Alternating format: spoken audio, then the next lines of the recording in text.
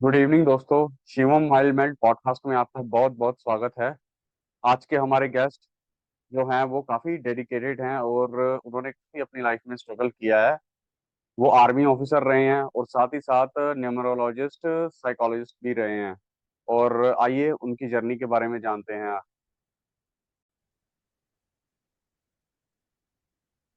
Major Navjeet Kaur ma'am, आपका हमारे podcast show में बहुत बहुत स्वागत है। और हमें बहुत अच्छा लगा कि आप प्रीशियस टाइम निकालकर हमारे पॉडकास्ट शो में आए। So ma'am, thank you so much Shivam. हमारा पहला क्वेश्चन आपसे यही रहेगा, आर्मी की जर्नी के रिलेटेड। और जब आप आर्मी की तैयारी कर रहे थे उस जर्नी के रिलेटेड है पहला क्वेश्चन हमारा।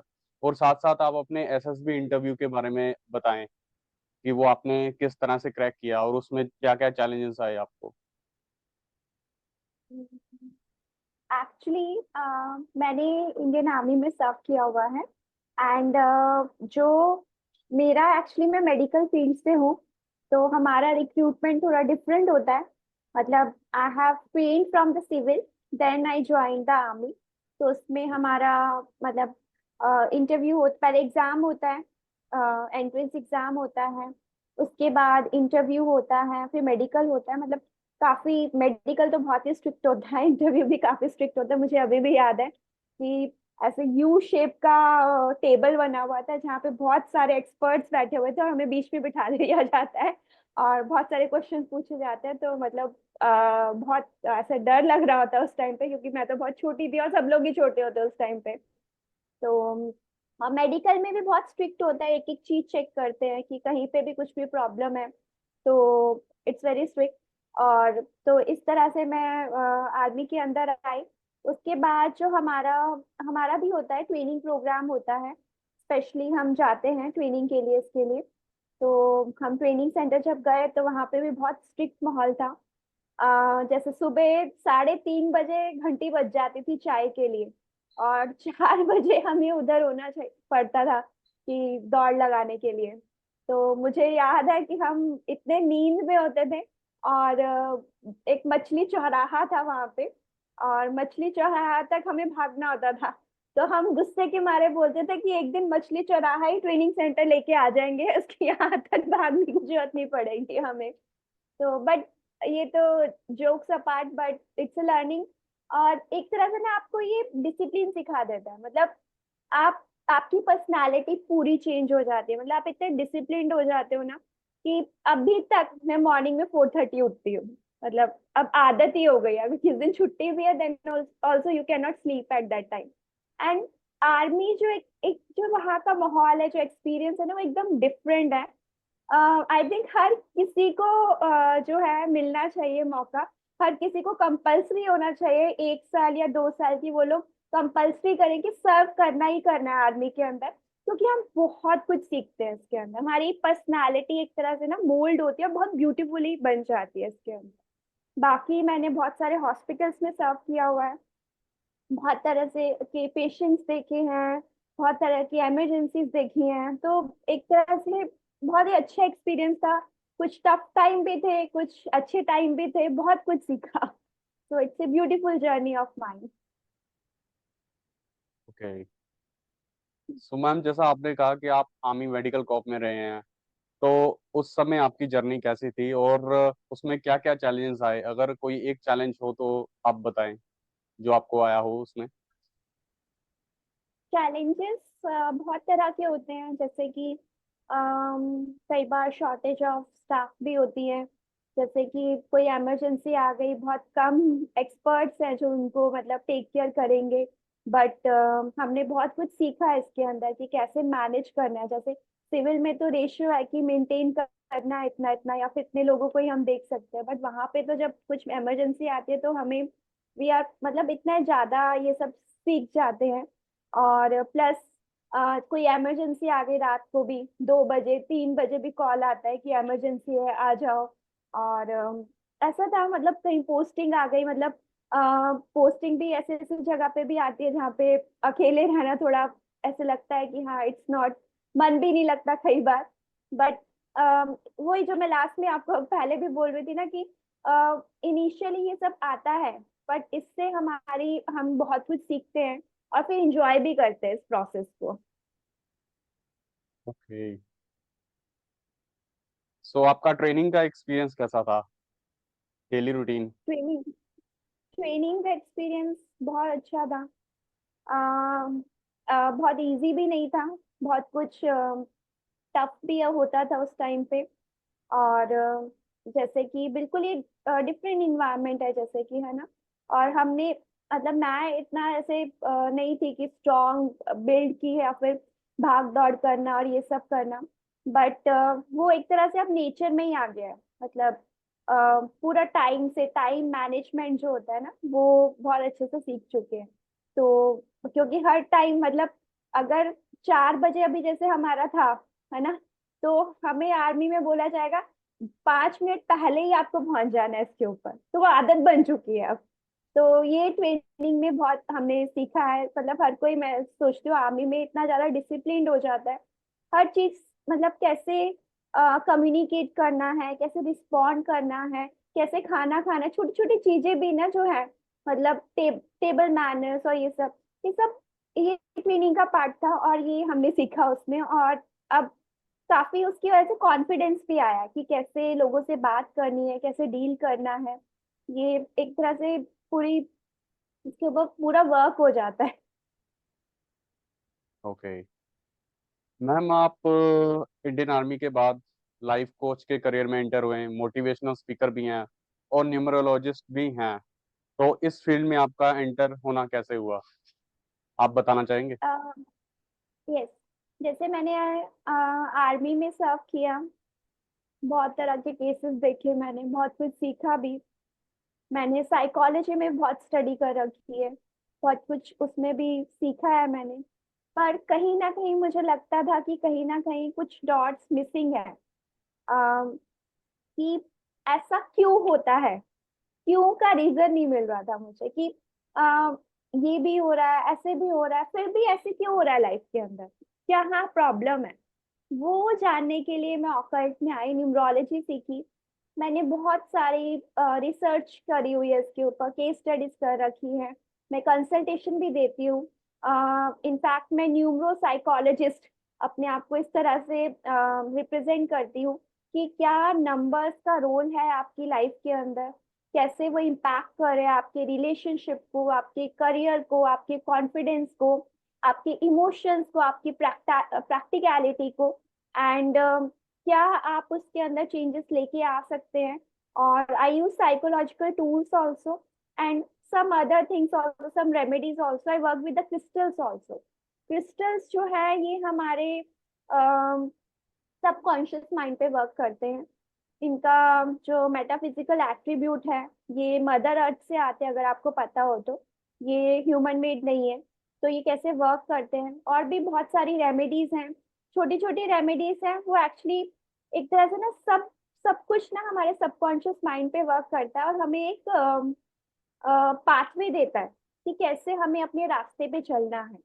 और क्लैरिटी मिलती है। मतलब किसी की भी लाइफ ऐसे नहीं है कि बहुत इजी रही है, बट ये सब जानने के बाद मुझे ये पता चला कि कैसे वो मुश्किल टाइम में भी हमें इतना परेशानी ना हो, दुख ना हो, कैसे उस चीज से हम आगे निकल सकते हैं। ये सब मैं ऑकल्ट और साइकोलॉजी को समझ के आया।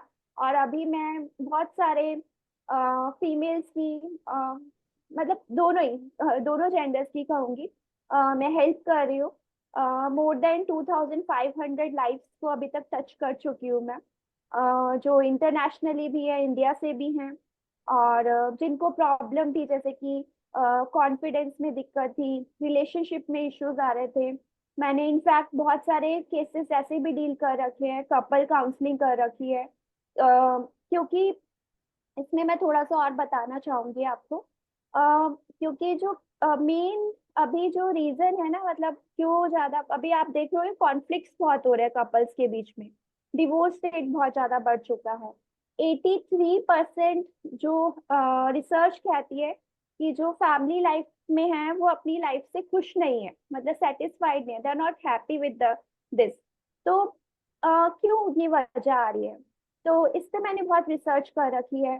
तो कैसे डिफरेंट पर्सनालिटीज हैं, कैसे समझ के अपनी लाइफ को एक ब्यूटीफुल शेप दे सकते हैं। तो इस पे मैं वर्क करती हूँ, कंसल्टेशंस लेती हूँ, उन्हें सिखाती हूँ, थेरेपीज कराती हूँ।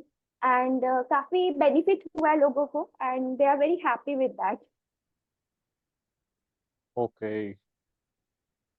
सो मैम, आप अभी बताइए हमें, अभी आपने थेरेपी की बात की, तो आपको क्या लगता है कि थेरेपी की कितनी ज़रूरत है इस समय इंसान को? अभी शिवम, अगर आप एक्चुअली डेटा निकाल के देखोगे ना, तो हर दूसरे बंदे को, दूसरा भी मतलब ऐसे है कि हर किसी को मेंटल हेल्थ प्रॉब्लम हो रही है। एक तो हमारा जो फोन्स है ना, फोन बहुत ज्यादा इम्पैक्ट कर रहा है हमारे ऊपर, क्योंकि पूरा टाइम हम सोशल मीडिया के ऊपर है। हर कोई है, वो बच्चे को भी इम्पैक्ट कर रहा है, हमारा भी हमारी फिजिकल हेल्थ को भी इम्पैक्ट कर रहा है, हमारी मेंटल हेल्थ को भी इम्पैक्ट कर रहा है। राइट। प्लस जो वर्किंग कंडीशन थी पहले, वो एकदम डिफरेंट हो चुकी है। पहले जो काम करने का तरीका था और अब जो है वो एकदम डिफरेंट हो चुका है। And third thing is that हमारी जो फेमिनिन और मस्कुलिन एनर्जी है, वो भी इम्बैलेंस हो चुकी है, जिसकी वजह से क्योंकि फीमेल्स भी वर्किंग है अभी। पहले उनके एक सेट रूल्स होते थे, राइट। मेल का भी रोल था, फीमेल का भी रोल था, उन्हें पता था कि इनको ये करना है, इनको ये करना है। बट अभी तो खर्चा नहीं चल सकता। प्लस अगर चल भी रहा है तो हर कोई, फीमेल मेल दोनों ही चाहते हैं कि वो अपने करियर में भी अच्छा करे, फैमिली लाइफ में भी अच्छा। मतलब जो हमारे पहले जो हमारे वो थे ना, एक तरह से हमारी माइंडसेट था, वो बहुत चेंज हो चुका है।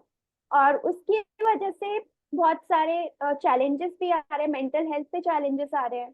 तो आई थिंक हर किसी को आजकल जरूरत पड़ रही है कि वो एक काउंसलिंग दे सके, गाइडेंस ले सके, ताकि वो अपनी लाइफ को अच्छे से जी सके। बहुत सारे बच्चे हैं जिनको एनजाइटी है, पैनिक अटैक्स आते हैं, है ना। पढ़ाई में मतलब कंसंट्रेट नहीं कर पा रहे हैं वो। In fact after that also there are so many difficulties. कितने सारे लोगों को स्लीप डिसऑर्डर्स है, क्योंकि कुछ ना कुछ ओवर थिंकिंग बहुत ज्यादा है, कंसंट्रेट नहीं करते, माइंडफुलनेस नहीं है। अगर कुछ काम करे तो उसमें ध्यान नहीं है, कहीं और ही ध्यान है। पहले ऐसा नहीं होता था, है ना, क्योंकि स्क्रीन टाइम इतना बढ़ चुका है। उस वो भी रीजन है। तो आई थिंक एवरीबडी, मैं तो कहूंगी हर किसी को अब जरूरत है एटलीस्ट मेडिटेशन तो करे वो लोग, है ना, ताकि अपनी कंसंट्रेशन को बढ़ा सके। एंड अगर उन्हें लगता है कि नहीं, उन्हें और थोड़ा सीखने की जरूरत है, तो आई वुड एडवाइस कि उन्हें जो है काउंसलिंग लेनी चाहिए, एक्सपर्ट से लेनी चाहिए। क्योंकि हर कोई, जैसे आप फैमिली मेंबर से लेते हो, वो अपने हिसाब से बताएंगे आपको, राइट।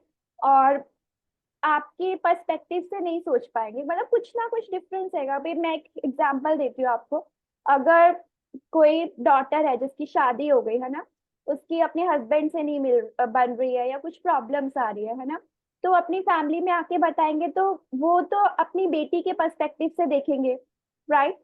वो ये नहीं देख पाएंगे कि इनके बीच में क्या रीजन हो सकता है, रूट कॉज क्या है ना। वो तो बेटी जी। को, ओ ये मेरी बेटी तो बहुत परेशान है, ऐसे है, वैसे है। वैसे लड़के के साथ भी होगा, है ना। वो कहेंगे कि तू इतना अच्छा है और फिर भी तेरी वाइफ देखो तेरी सुनती नहीं है, ऐसे है वैसे है, वो सब। तो वो सब चीजें ना बहुत प्रॉब्लम्स लेके आते हैं, ये मेंटल हेल्थ पे इम्पैक्ट करता है। पहले इन्वायरमेंट अलग था, अभी अलग हो चुका है, राइट। तो इस तरह से जो है, इस पे कैसे वर्क कर सकते हैं, तो I think they should take advice of experts. अगर कोई भी ऐसी इशू फेस कर रहे हैं वो अपनी लाइफ में, इंस्टेड ऑफ टेकिंग एनी, मतलब कुछ भी फैमिली से पूछ लिया, फ्रेंड से पूछ लिया, आई थिंक उससे और ज्यादा प्रॉब्लम्स बढ़ती ही हैं एज कम्पेयर टू कम होने के। क्योंकि वो अपना जो है सॉफ्ट हार्ट दिखाएंगे आपको, कंसोल करेंगे, बट वो कंसोल की जरूरत नहीं है, उस पर वर्क करने की जरूरत है। ओके मैम, जैसा कि आपने बताया कि आप न्यूमरोलॉजिस्ट भी हैं, तो इसमें यूथ के लिए क्या क्या करियर हो सकता है आगे, उसके बारे में बताइए। यूथ के लिए जैसे कि न्यूमरोलॉजी में ना नंबर्स की स्टडी करी जाती है, डेट ऑफ बर्थ के नंबर्स की स्टडी करी जाती है। उसके बेसिस पे हम देखते हैं कि आप में क्या क्वालिटीज हैं। ओके। जैसे नंबर 9 वाले होते हैं, ठीक है, एग्जाम्पल देके बताती हूँ। नंबर 9 वाले जो हैं ये लोग बहुत ही केयरिंग है, ह्यूमैनिटेरियन है, सोशल वर्कर है, ठीक है। बट ये ना बहुत एग्रेसिव भी होते हैं और शॉर्ट टेम्पर्ड होते हैं एट द सेम टाइम, ठीक है। तो ये लोग ना बेस्ट होते हैं कि आर्म फोर्सेस में जाए, ठीक है, या फिर कुछ भी ऐसा काम करें, मतलब ह्यूमैनिटी के लिए कुछ काम करें, सोशल वर्क में जाए, ठीक है। पुलिस की जॉब कर सकते हैं, है ना। तो ये उनकी 9 ये जस्ट मैं जेनरिक बता रही हूँ, इसमें बहुत डिटेल में स्टडी करते हैं हम, ठीक है। सिर्फ ये तो जस्ट जिसका बर्थ नंबर 9 है, 18 है, 27 है, ये सिर्फ ओके। बर्थ नंबर के बारे में। उसके बाद हम और नंबर्स भी निकालते हैं, जैसे डेस्टिनी नंबर है, लाइफ पाथ नंबर है, उसको सारे को स्टडी किया जाता है, ठीक है। ओके। उसके बेसिस पे हम बताते हैं कि आपकी ऐसी पर्सनालिटी है ना। देखो, आर्मी में जिसको भी होगा जो पर्सन, उसे ह्यूमैनिटेरियन भी होना पड़ेगा, काइंड भी होना पड़ेगा, एनर्जेटिक भी होना पड़ेगा, राइट। और प्लस उनको एग्रेसिव भी होना पड़ेगा, शॉर्ट टेम्पर्ड भी होना डेफिनेट। पड़ेगा, है ना, क्योंकि एक्शन लेना है। तो उसके बेसिस पे हम देखते हैं कि इनके लिए बेस्ट क्या करियर रहेगा। आई ओके। होप थोड़ा सा आपको आइडिया लगा होगा इससे कि कैसे हम एनालाइज करते हैं कि क्वालिटीज क्या है और उस जॉब में कैसी क्वालिटीज चाहिए। ओके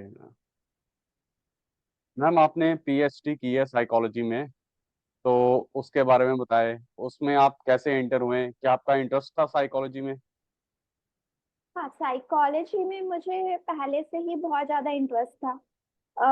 मतलब मेरा अभी भी मैं बहुत सारी बुक्स पढ़ती रहती हूँ, पहले भी था। क्योंकि मैं ना बहुत डीप जाती हूँ हर चीज के कि ऐसा क्यों हो रहा है, हर चीज में मेरा क्यों बहुत पहले आता है। नंबर 5 में क्यूरियस रहती हूँ। जैसे कि आजकल जो स्टूडेंट्स हैं, कुछ लोगों को इंटरेस्ट भी होता है साइकोलॉजी पढ़ने का, बट उनके पास गाइडेंस नहीं होती है, और उनकी डिग्री साइकोलॉजी में नहीं है अभी। तो उन्हें साइकोलॉजी पढ़ने के लिए क्या करना चाहिए, और कौन कौन सी बुक्स हैं जो उन्हें रीड करनी चाहिए आजकल के टाइम में? आप थोड़ा उसके बारे में भी शेयर करें। एक्चुअली हर जगह पे साइकोलॉजी के बारे में बहुत कुछ बोला जा रहा है।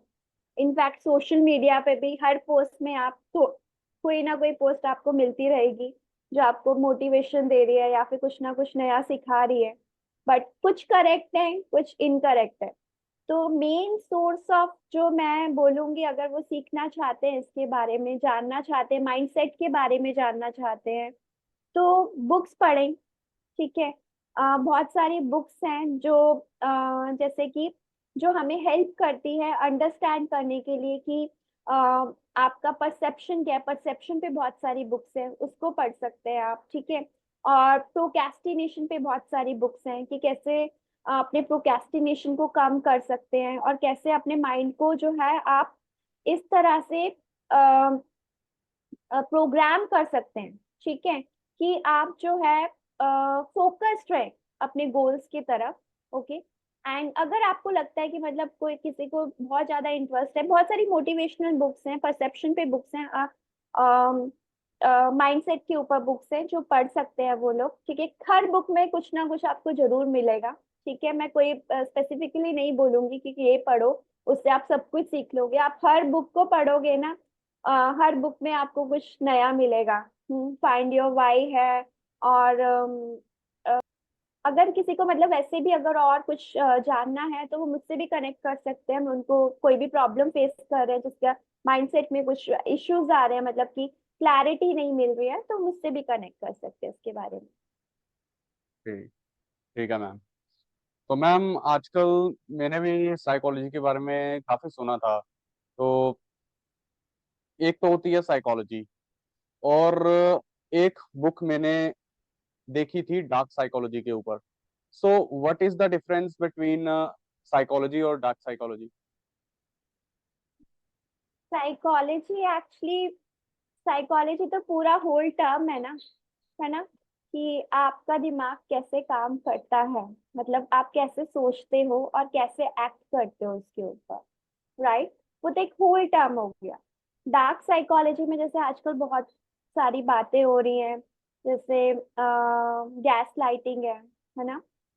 दूसरे बंदे को बोलते हैं कि you are responsible for this, blame game खेलते हैं, है ना। या फिर वो भी आपकी साइकोलॉजी पे डिपेंड इम्पैक्ट कर रहा है, राइट। एंड नार्सिसिस्ट है, जैसे कि वो लोग बहुत ज्यादा, मतलब वो किसी की सुनते नहीं है ना, अपने अपने आप को ही, मतलब दे उनको लगता है कि मैं ही एक हायर लेवल पे हूँ, बाकी सबको मेरी सुननी चाहिए, है ना, कंट्रोल करते हैं दूसरों को, राइट। तो ये सारे पार्ट जो है डार्क साइकोलॉजी के हो जाते हैं एक तरह से। ये टर्म को हम बोल सकते हैं इस पे में। कि ठीक है मैम। सो मैम आप थोड़ा हमें मैनिफेस्टेशन के बारे में बताइए, इसके बारे में एक्सप्लेन करिए कि ये क्या है और कितना इफेक्ट करता है हमारी लाइफ में। मैनिफेस्टेशन ना एक्चुअली कुछ नहीं है, ठीक है। मैनिफेस्टेशन का मतलब है अपने दिमाग को ट्रेन करना, अपने सबकॉन्शियस माइंड को इस तरह से ट्रेन करना कि जो भी आपका गोल है, आपका ड्रीम है, आपका पर्पस है लाइफ का, उसकी तरफ चैनलाइज करना, ठीक है। अगर ओके। आप, शिवम, रोज अपने माइंड को ये इंफॉर्मेशन दे दोगे ना कि मेरे बस की नहीं है, मैं नहीं कर सकता ये, ठीक है, मैं नहीं कर सकता ये, ठीक है, तो आप नहीं कर पाओगे, राइट। अगर आप अपने माइंड को बार बार ये मैसेज दोगे कि मैं ये कर लूंगा, टाइम लग रहा है but I will be able to do it, है ना, तो आपका सबकॉन्शियस माइंड वैसे ही वर्क करेगा, है ना।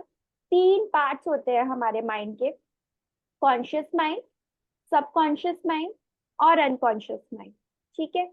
कॉन्शियसली जैसे मैं आपको इंटरव्यू दे रही हूँ, पॉडकास्ट कर रहे हैं हम, तो इसको ये कॉन्शियसली कर रहे हैं, मैं हर चीज सोच के बोल रही हूँ आपको, ठीक है, क्या मुझे बोलना चाहिए क्या नहीं बोलना चाहिए, ठीक है। ये मेरे कॉन्शियस माइंड का हिस्सा हो गया, ठीक है। सब कॉन्शियस माइंड जो है एक तरह से ब्रिज होता है, ओके, कॉन्शियस और अनकॉन्शियस माइंड के बीच में, ओके। सब कॉन्शियस माइंड नहीं, जैसे कि 4 साल का बच्चा होता है ना, 4 साल के बच्चे को जो आप बता दो, ठीक है, तो वो वैसे ही कर ले, वैसे ही सोचने लग जाता है। इसके एग्जाम्पल मैं अपने बेटे की एक स्टोरी से बताती हूँ, थोड़ा इंटरेस्टिंग भी हो जाएगा। मेरे बेटे की ना पेट में गड़बड़ हो गई थी, तो उसे बहुत ज्यादा लूज मोशंस हो रहे थे, तो उसे मिल्क नहीं देना था, उस टाइम पे मिल्क मना किया हुआ था, एंड ही लव्स मिल्क। तो उसको मैंने बोला कि ना जो काव है ना, वो टायर्ड हो गई तो मिल्क नहीं दे रही है, ठीक है, तो इसीलिए ना अभी आप मिल्क नहीं पी सकते, अभी टायर्ड, वो ठीक हो जाएगी ना फिर आपको हम मिल्क देंगे, ठीक है। तो वो छोटा है ना, 5 साल का है, तो उसने समझ लिया अच्छा अच्छा काऊ टायर्ड हो गई है, तो वो मिल्क नहीं दे रही है, इसलिए वो सब बात मान गया मेरी, हाँ। और वो जो खाना पीना मैं दे रही हूँ वो खा रहा है उस करके, हाँ।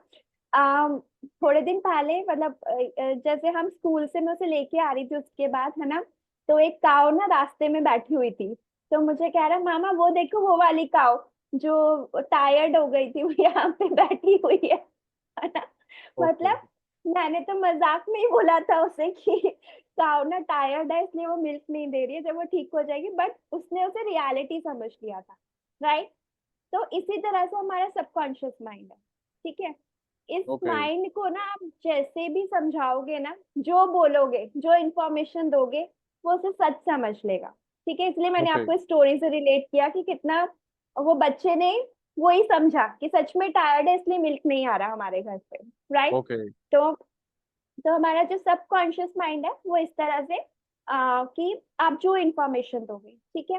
तो कई बार हम लोग बार बार बोलते रहते हैं मेरी किस्मत ही ऐसी है, मेरी किस्मत ही खराब है ना, या बच्चे है, यूथ है, बार बार कि मैं तो मैथ्स नहीं पढ़ सकता, मेरे बस की नहीं है ये, है ना, ऐसे करके करके मेरे से नहीं हो रहा करके, तो हम बार बार वो एक इंफॉर्मेशन दे रहे हैं सबकॉन्शियस माइंड को, तो हमारा माइंड उस तरह से एक्ट करना शुरू कर देता है, ओके। And okay. जो अनकॉन्शियस माइंड है, अनकॉन्शियस माइंड क्या है, एक तरह से ना समुद्र है, बहुत बड़ा समुद्र है, जिसमें आपकी सारी इंफॉर्मेशन है, बचपन से लेके, मतलब आप जब फर्स्ट टाइम पैदा हुए होगे तब से लेके अभी तक सारी इंफॉर्मेशन उधर है, आपको याद नहीं होगी पर सब वहां बरीड है। ठीक है। ओके। तो इसीलिए जैसे बहुत सारी चीजें होती हैं जो अम, हमारे जो है, जैसे हम बोलते हैं ना कि हमारे पास्ट ट्रॉमास की वजह से हम ऐसा बिहेव करते हैं। राइट। क्यों करते हैं? क्योंकि हमारे अनकॉन्शियस माइंड में तो सब वो है ना, फील्ड है, बट हमें याद नहीं आ रहा। ओके। ओके। तो ये मैं आपको बाद में बताऊंगी। में हम क्या करते हैं, अपने सबकॉन्शियस माइंड पे वर्क करते हैं, उसे प्रोग्राम करते हैं। ठीक है। हम आपने बहुत सारी सोशल मीडिया पे वीडियोस देखी होगी कि ग्रैटिट्यूड प्रे करो, है ना, पॉजिटिव बोलो। वो क्यों बोलते हैं? हम्म, क्यों बार बार ये बोलते हैं कि सुबह उठने से जैसे उठे तब तक be grateful for all the things which has happened in your life, है ना, say thank you to all of you. जिन्होंने बुरा भी किया उन्हें माफ करके सो, है ना, लेट गो कर दो चीजों को। क्यों करते हैं ये सब? ताकि हमारा सबकॉन्शियस माइंड जो है उस तरह से प्रोग्राम हो जाए। ठीक है। ओके। ताकि हम जो भी बोझ लेके चल रहे हैं, है ना, कि किसी ने हमें कुछ बोल दिया, वो भी तो हम यहाँ पे लेके घूम रहे हैं ना, पर जिसकी वजह से हमारी लाइफ स्टेगनेंट हो जाती है, हम आगे ग्रो नहीं कर पाते। राइट। तो इसीलिए सबकॉन्शियस माइंड को हम इस तरह से ट्रेन करते हैं कि हर चीज पॉजिटिव हो रही है। जब हम ट्रेन करते हैं कि हमारा सब कुछ पॉजिटिव हो रहा है, तो ऑब्वियसली हम जो है हर चीज अपनी लाइफ में पॉजिटिवली अट्रैक्ट करने लग जाते हैं। इसको मैं थोड़ा दूसरे वे में भी समझाना चाहूंगी। जैसे कि हम सब एनर्जीज है। ठीक है। अम, हाँ, चाहे लिविंग थिंग है चाहे नॉन लिविंग थिंग, सब एनर्जीज होती हैं। ओके। और हम एक फ्रीक्वेंसी पे वाइब्रेट करते हैं। ठीक है। मैनिफेस्टेशन करने से क्या करते हैं, हम अपनी फ्रीक्वेंसी को हाई कर लेते हैं। ओके। एंड जब हम नेगेटिविटी में होते हैं तो हमारी फ्रीक्वेंसी लो हो जाती है। ओके। आपने ओके। कई बार देखा होगा, अगर कुछ काम करने जा रहे होते हो आप, ठीक है, आपका मन बोल रहा था कि आप ये कर लोगे, हो जाएगा आपसे, चाहे मुश्किल भी हो, तो एक्चुअली आप कर लेते हो। बट कहीं ना कहीं जब आपको सेल्फ डाउट होता है ना, तो और चैलेंजेस भी आते हैं। वो इसीलिए आते हैं क्योंकि ना आपकी फ्रिक्वेंसी लो होती है, और उस काम को करने के लिए हाई फ्रिक्वेंसी चाहिए, है ना। तभी जो आपको लाइफ में चाहिए, है ना, अगर आपको ये चीज चाहिए और उसकी ये फ्रिक्वेंसी है, तो आपको भी अपनी फ्रिक्वेंसी ही सेट करनी पड़ेगी ना, तभी आपको ये अचीव होगा। अदरवाइज आपकी फ्रिक्वेंसी इधर है, आपको ये चाहिए, तो आप नहीं कर पाते हो। राइट। तो जी। मैनिफेस्टेशन से एक्चुअली हम अपनी फ्रिक्वेंसी को हाई फ्रिक्वेंसी पे कन्वर्ट करते हैं, पॉजिटिविटी में कन्वर्ट करते हैं, सबकॉन्शियस माइंड पे ऐसे वर्क करते हैं कि वो चैनलाइज हो जाता है। Right. Okay. Sure. I hope थोड़ा सा आपको समझ आया होगा, थोड़ा क्लियर होगा इससे। जी। जी मैम, बिल्कुल। सो मैम, अब हम लास्ट क्वेश्चन की ओर बढ़ते हैं। सो आजकल का जो यूथ है, जो जिनके गोल्स होते हैं अपने, तो आजकल की लाइफ में डिस्ट्रैक्शंस बहुत हैं। जैसे कि यूथ में ओवर थिंकिंग बहुत है, या कई बार कॉन्फिडेंस, लैक ऑफ कॉन्फिडेंस होने के कारण भी वो गोल को पूरा करने नहीं पाते। तो उसके बारे में थोड़ा बताइए, और ओवर थिंकिंग को कैसे ओवरकम किया जा सकता है, और लैक ऑफ कॉन्फिडेंस को।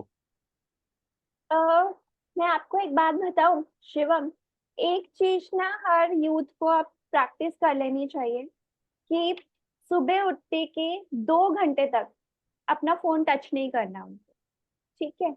और सोने के 2 घंटे से पहले भी don't touch your phone. Half of the problem वैसे ही सॉल्व हो जाएगी। ठीक है। माइंडफुलनेस में रहना सीख जाएंगे।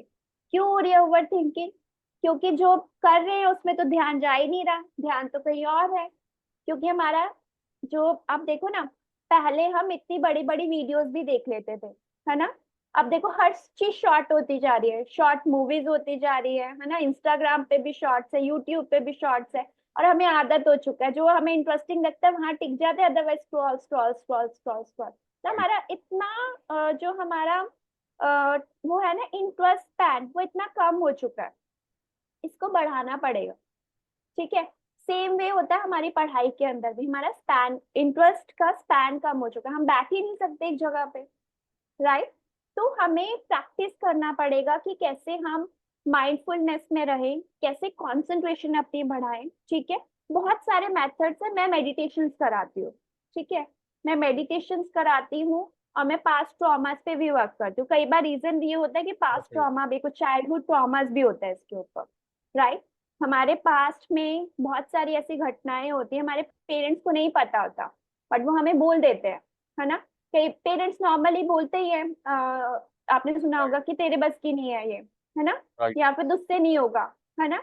बच्चा तो उसे रियलिटी समझ के बैठ जाता है ना, इसलिए बड़े होके भी वही होता है ना। तो कैसे डील करना है, मतलब उन सिचुएशंस को, उनका कॉन्फिडेंस में भी तो इसलिए कमी हो रही है ना कहीं उन्होंने डेफिनेटली। बचपन में ऐसा देखा है ना, या फिर कहीं ना कोई उन बड़े होके भी कोई इंसिडेंस हुआ है उनकी लाइफ में, जिसकी वजह से उन्हें लगता है कि I am not up to the mark, right. तो ये जो उनका एक माइंडसेट बन चुका है, इनकी जो प्रोग्रामिंग हो चुकी है, ठीक है, इसको चेंज किया जाता है। न्यूरो लिंग्विस्टिक प्रोग्रामिंग प्रैक्टिशनर हूँ मैं। इस पे मैं यही वर्क करती हूँ कि न्यूरॉन्स जो है हमारे ब्रेन में, उसकी लैंग्वेज की प्रोग्रामिंग करने में, ठीक है, ओके। ताकि आप जो है कॉन्फिडेंट भी फील करो, राइट, कॉन्फिडेंस भी आए आपके अंदर, और कैसे आप फोकस कर सको। ठीक है, एक बहुत ही फेमस सेइंग है, if you if you say I can, okay, and if you say I can't, you are right in both ways। ठीक है, ये इसीलिए है क्योंकि सबकॉन्शियस माइंड को अगर आप बोल रहे हो I can, then you can do it. If you say I can't, then you can not do it. Okay, so it's your choice कि आप क्या मैसेज देना चाहते हो। बट ये आपको, आप खुद नहीं कर पाओगे, you need the help of somebody expert की आपको जरूरत पड़ेगी कि कैसे अपने ब्रेन को चैनलाइज करना है, ताकि जो भी इश्यूज आ रहे हैं आपकी लाइफ में उससे ओवरकम कर लिया जाए। ठीक है। तो thank you so much ma'am, काफ़ी डाउट्स क्लियर हुए हैं और बहुत ही अच्छा लगा आपके साथ पॉडकास्ट शो करके। So thank okay. You. Okay दोस्तों, अगर आपको हमारा पॉडकास्ट पसंद आया हो तो उसे लाइक करें, सब्सक्राइब करें और शेयर करें। और इसी तरह हम आपके लिए नए पॉडकास्ट भी लाते रहेंगे बहुत जल्द।